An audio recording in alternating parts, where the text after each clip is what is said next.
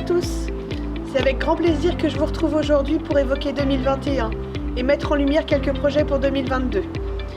2021 n'aura pas encore été une année très sereine. Malgré tout, nous avons pu compter sur chacun d'entre vous, sur l'adaptation de tous pour que vivre à Pluvigné se fasse dans la bonne humeur et le dynamisme. Cette bonne humeur, nous la devons notamment à notre centre-ville exceptionnel. Il a été agréable de flâner en regardant les centaines de papillons qui s'étaient posés chez nous cet été. D'oser aller à la rencontre des autres grâce aux animations proposées par les commerçants.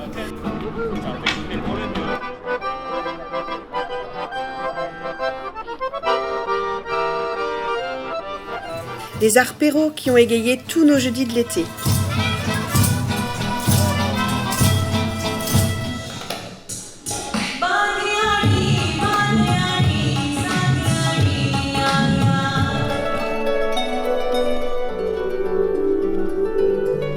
Le centre-ville est au centre de nos préoccupations pour l'avenir. Nous avons commencé en 2021 une grande concertation. Une centaine de riverains, d'utilisateurs, de commerçants se sont investis dans une première phase d'analyse des besoins. Nous définirons les priorités d'aménagement. 2022 verra l'aboutissement de cette démarche, grâce à leur participation à la deuxième phase. Cette deuxième phase permettra de concrétiser les idées grâce à l'aide d'un architecte et urbaniste qui sera bientôt désigné. Ce bien vivre ensemble a aussi été possible grâce à l'intergénérationnel qui a trouvé toute sa place cette année. Est-ce que vous connaissez des animaux? Quel type d'animaux peuvent vivre? Le Conseil des jeunes a été très actif et nous les remercions pour leur investissement citoyen. Ils sont un parfait exemple pour nos jeunes qui se sont engagés cette année dans le passeport du civisme. Seule commune du Morbihan à mettre en place ce superbe outil, les enfants participent à des ateliers, des actions qui mettent en avant la citoyenneté. Ils rencontrent les pompiers, les résidents de l'EHPAD et beaucoup d'autres acteurs de la citoyenneté. À la mémoire de 3 soldats français qui sont morts cette année. Certains ont par exemple participé à la collecte de la banque alimentaire. Ils sont venus en renfort des élus, des membres du CCAS et des élèves de 5e du collège du Golano.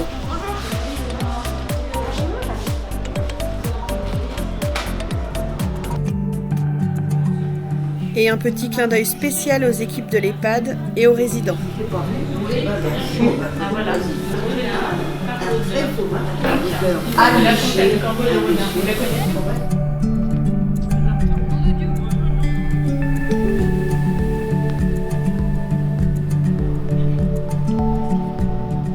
C'est gentil comme tout, ça. Ah, c'est gentil comme tout, ça. Super.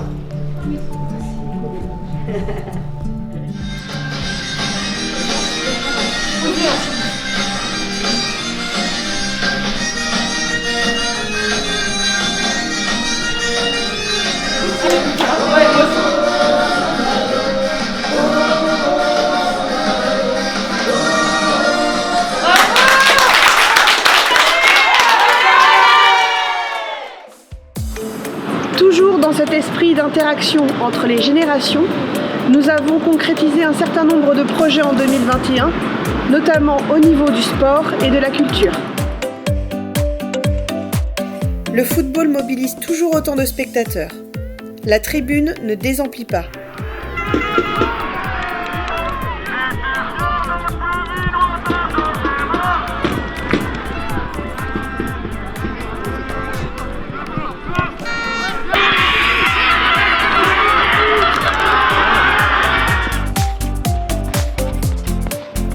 Le nouveau City Stade connaît lui aussi un franc succès. Nous continuons nos investissements dans le sport et nous sommes actuellement sur un projet de piste de glisse pour 2022. Mais il n'y a pas que le sport. Notre projet de pôle culturel avance. La démolition des bâtiments commence début janvier et la grue permettant la nouvelle construction sera posée dans quelques jours. Cet équipement tant attendu permettra d'avoir l'école de musique, la médiathèque et une salle de spectacle au nord du centre-ville.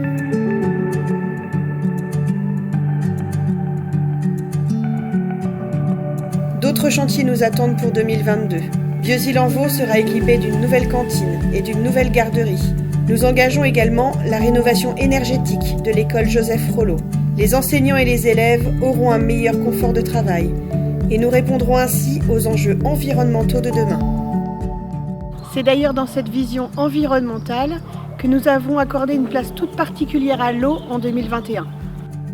Gérer et préserver notre eau est une nécessité qui nous oblige à être très exigeants pour les nouveaux aménagements de pluviniers et avoir une attention toute particulière pour nos zones humides.